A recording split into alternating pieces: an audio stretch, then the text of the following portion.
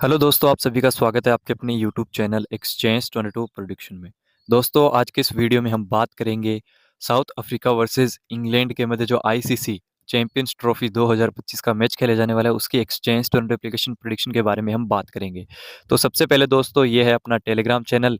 इसका joining link आपको video के डिस्क्रिप्शन में मिल जाएगा। तो टेलीग्राम चैनल को जिन्होंने अभी तक ज्वाइन नहीं किया है, तो टेलीग्राम चैनल को जरूर से ज्वाइन कर लेना। एंड साथ ही साथ दोस्तों, एक्सचेंज 22 एप्लीकेशन का डाउनलोड लिंक आपको इस वीडियो के डिस्क्रिप्शन में मिल जाएगा। तो वहाँ से आप एप्लीकेशन को डाउनलोड कर सकते हो। बहुत ही आसान एप्लीकेशन है। देखो, आप 1 प्लेयर से भी खेल सकते हो, 2 प्लेयर से भी खेल सकते हो, 10 प्लेयर से भी खेल सकते हो, एंड 11 प्लेयर से भी खेल सकते हो। जैसे हम अदर एप्लीकेशंस में टीम क्रिएट करते हैं, है ना? तो वैसे आप 11 प्लेयर्स जो आपको लगते हैं कि ये विकेट्स लेंगे या रन्स करेंगे, है ना? चाहे 11 के 11 बाय में लो, चाहे 6 बाय में, 5 सेल में, ऐसा कॉम्बिनेशन बना सकते हो। जैसे कि हम 6 बैट्समैन लेते हैं, 2 ऑलराउंडर, 3 बॉलर, है ना? तो उस हिसाब से हम जो है यहाँ पर भी कॉम्बिनेशंस बना सकते हैं। तो एक्सचेंज बहुत ही शानदार एप्लीकेशन है और टीडीएस भी इसपे फ्री है, जीएसटी भी फ्री है, और ऊपर से आपको अगर कोई फेस्टिवल होता है तो उस पे आपको एक्स्ट्रा कैश जो कि हम डिपॉजिट करते हैं उस टाइम आपको 7 से लेके 10% तक एक्स्ट्रा रियल कैश मिलता है। वो भी आज के टाइम पे जहाँ पे जीएसटी भी कंपनी खुद भर रहा है और टैक्स का भी अपने आप पे ही ले रहा है, ठीक है ना? खुद पे ही अपने बिहाफ पे ही जो टैक्स यूज़र्स का पे कर रहा है। और वहीं अगर हम बात करें दोस्तों, रिसेंटली हमारे जो मैचेस है वो बहुत ज़्यादा अच्छे रहे हैं। अगर मैं बात करूँ डब्ल्यूपीएल की, हमने अभी तक 10 मैच खेले हैं डब्ल्यूपीएल के। उसमें से 2 में हमारा लॉस रहा है और 10 में प्रॉफिट रहा है। तो एक अच्छे मार्जिन से चल रहे हैं। वही अगर हम बात करें चैंपियंस ट्रॉफी की, तो उसके अंदर अगर विनिंग रेशियो की अगर मैं बात करूँ, रफली अगर मैं बात करूँ, तो 65 से लेके 70% तक, मैं अगर अंदाज़न मेरा यही है कि 65 से 70% हमने प्रॉफिट बनाया है। ऐसा नहीं है कि मैं ऐसा बोल दूँ कि 100 में से 100% हमने प्रॉफिट बनाया है। जो सच है वो मैंने आपको बता दिया। तो यूट्यूब चैनल को दोस्तों ज़रूर से सब्सक्राइब करना। देखो, आपका एक सब्सक्राइबर हमें बहुत ज़्यादा सपोर्ट करता है, बहुत ज़्यादा हेल्प रहती है उससे, और मोटिवेशन भी मिलता है कि चलो हम जिस वे में काम करें या जिस कॉन्सेप्ट पे हम काम करें ना, जिस कम्युनिटी में हम काम करें, वहाँ से हमें जो है वो एप्रिसिएशन भी मिल रहा है। तो चलिए दोस्तों, आगे बढ़ते हैं और बात कर लेते हैं वीडियो में। तो दोस्तों, ये मैच जो है वो कराची के वेन्यू पे होने वाला है, ठीक है ना? तो वहाँ पर बारिश बिल्कुल भी नहीं है और पिछले कुछ दिनों में भी बारिश नहीं हुई है। एकदम बढ़िया 28 से 30 डिग्री सेल्सियस टेम्परेचर के साथ।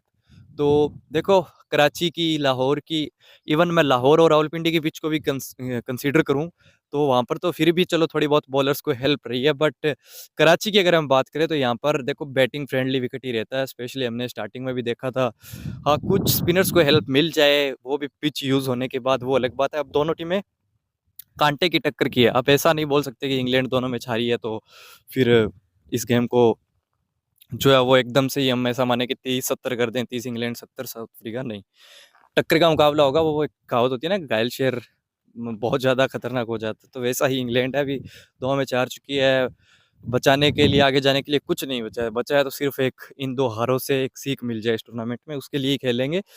अब मेन बात ये है कि अपना गेम खराब ना हो जाए, जिस हिसाब से हम एनालिसिस करें, क्योंकि अगर जो प्लेयर्स अभी बेंच्ड है उनको अगर प्लेइंग इलेवन में मौका दिया जाएगा तो वो कैसा परफॉर्म करेंगे ना करेंगे, तो वो थोड़ा सा टफ हो जाएगा। ऊपर से बैट्समैन को ज़्यादा हेल्प रहता है, तो हो सकता है कि बॉलर्स उतना ज़्यादा कुछ एफर्ट ना डाल पाए। बाकी क्रिकेट है, देखो अनिश्चितता का गेम होता है। तो इंग्लैंड से तो मेरे को पूरा कंफर्म लग रहा है कि कुछ ना कुछ चेंजेस होंगे यहाँ पर।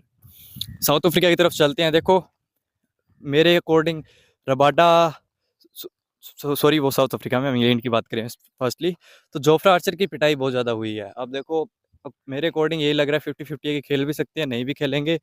और साकिब महमूद, अगर उनका इंजरी कंसर्न सही है तो फिर वो जो वापसी करेंगे। बाकी देखो, स्पिनर्स में अगर मैं बात करूँ तो रियान अहमद आएंगे, जहाँ तक मेरे को लग रहा है। कुछ 1-2 बैट्समैन में चेंजेस करेंगे ना। बाकी तो वो बोल रहे हैं ना कि पूरी की पूरी जो 15 प्लेयर लेके हैं वो सारे के सारे ही जो है इंजर्ड है। कुछ तो मीम्स बन रहे हैं सोशल मीडिया पे, लंगड़ी लूली टीम, है ना? तो उस हिसाब से फिर किसको डालेंगे यार? इससे अच्छा तो ये प्लेइंग 11 में खेल रहे इंजर्ड प्लेयर ही सही है। तो चलिए मेन प्लेयर्स के बारे में बात करते हैं। तो अगर जोफ्रा आर्चर और मार्क वुड सेम पेस से जाते हैं, पेसर से जाते हैं, लाइक अभी आर्चर का भी, आर्चर चलो वुड से थोड़ा सा ठीक ही लग रहा है, क्योंकि इतना ज़्यादा कुछ दिखा नहीं था लास्ट गेम में कि उनको कोई इंजरी का कंसर्न हो सकता है। मार्क वुड पे थोड़ा डाउट है, बट उनकी जगह अगर साकिब महमूद आते हैं तो वो भी सेम ऐसा ही काम कर सकते हैं, विकेट टेकर।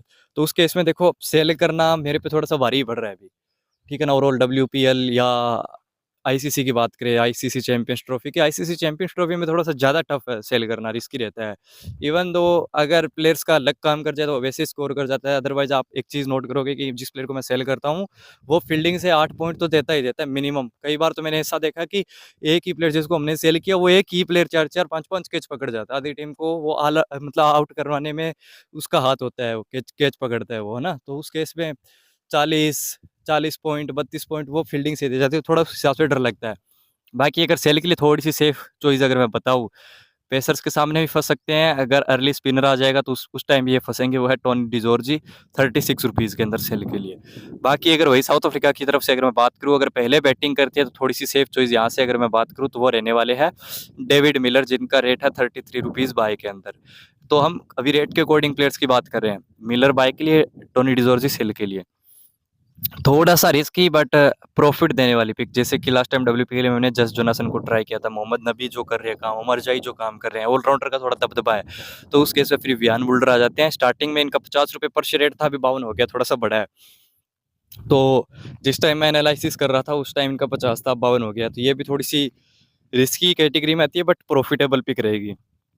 उसके बाद अगर मैं बात करूँ यहाँ से, तो देखो इंग्लैंड की तरफ से अगर मैं बात करूँ, जब मैं एनालिसिस कर रहा था तो बेन डगेट का रेट भी जो है वो ₹50 था, बट यहाँ पर अभी 52 हो गया है। थोड़ी-सी सेफ वाइब आ रही है, क्योंकि पाकिस्तान में जब से इन्होंने खेलना स्टार्ट किया है 2020-22 से, टेस्ट खेलना स्टार्ट किया था, उस टाइम से इनका कमबैक भी इंग्लैंड की टीम में इसी वजह से हुआ है, क्योंकि वो इन वेन्यूज़ पे ऐसी विकेट्स पे खेल रहे थे, पाटा विकेट पे खेल रहे थे, जहाँ पे कि सिर्फ बैटर्स रन बनाते हैं। चाहे थोड़ी बहुत मूवमेंट होती है, फिर भी ये अच्छा खासा सेट होके प्लेयर्स जो है अपनी इनिंग को आगे बढ़ाता है। ठीक है ना? 1-2 चांस अगर स्टार्ट में फील्डर्स को मिलते हैं, अगर वो कैचेज़ नहीं पकड़ते, तो फिर बहुत ज़्यादा खतरनाक हो जाते हैं। तो ₹52 में बढ़िया चॉइस लग रही है, आप इनको होल्ड के लिए भी ट्राई कर सकते हो, और इवन अगर इंग्लैंड पहले बैटिंग करे तो हैरी ब्रूक भी इम्पोर्टेंट हो जाएँगे ₹42 के अंदर। अब रीज़न ये है कि देखो हैरी ब्रूक बहुत ज़्यादा एक कंसिस्टेंसी वाला प्लेयर, अब 2 इनिंग में फ्लॉप हो चुके हैं, एवरेज भी इनका पाकिस्तान के अंदर अच्छा खासा है, 45 से 50 का है। तो मतलब 2 गेम में फ्लॉप हुए हैं, तो फिर 2 मैच का अगर एवरेज मिलाएँ तो 80 से 90 पॉइंट, क्योंकि कुछ तो इन्होंने रन्स किए ना बीच में, वो हटा के भी तो 80 से 90 रन इनिंग आनी चाहिए एवरेज के अकॉर्डिंग, 2-3 गेम में फ्लॉप होने के बाद। तो हैरी ब्रूक भी इम्पोर्टेंट रहेंगे बाय के लिए। जो रूट अभी फ़िलहाल रिस्की है, मैं इनको अवॉइड ही करके चलूँगा। जिमी ऑर्टन को अवॉइड करके चलूँगा। लैम लिविंगस्टन के चांसेस कम हैं।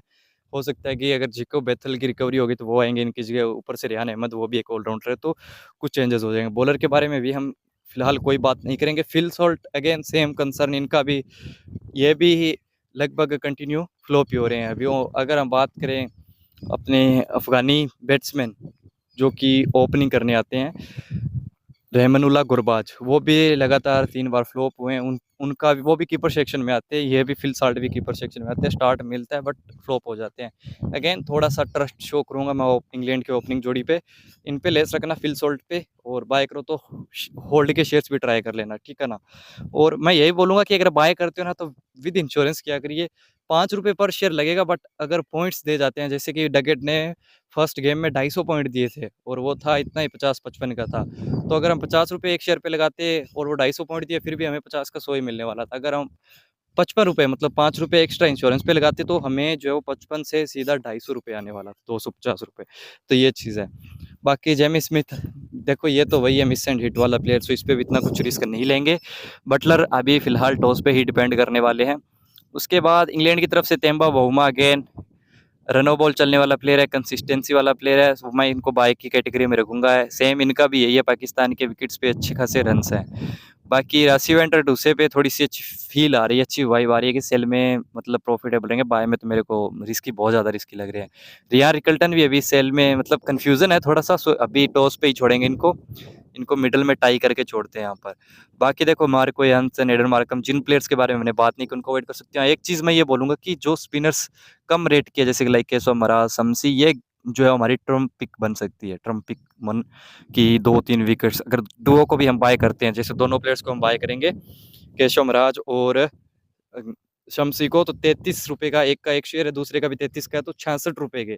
अगर दोनों मिलके चाहे एक 1 विकेट ले ले और दूसरा 3 ले ले, तो अगर दोनों मिलके 4 विकेट्स लेते हैं, तो अराउंड हमें 110 पॉइंट देके चले जाएँगे। तो उस केस में डुओ से हमें प्रॉफिट हो जाएगा, इक्वल शेयर से ले लोगे तो।